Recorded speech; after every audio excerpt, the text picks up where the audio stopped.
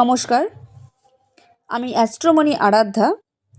আমার আজকের আলোচনার বিষয়বস্তু বাস্তুর নর্থ ইস্ট ডিরেকশন নিয়ে।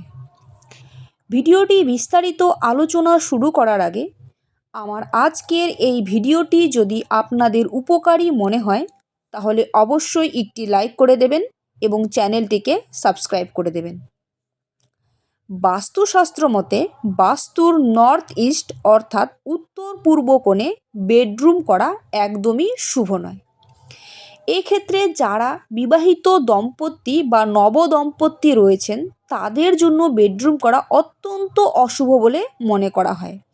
তবে এই দিকে আপনারা রিজার্ভ বেডরুম করতে পারেন। সকলে ভালো থাকুন, সুস্থ থাকুন। জয় শ্রীকৃষ্ণ।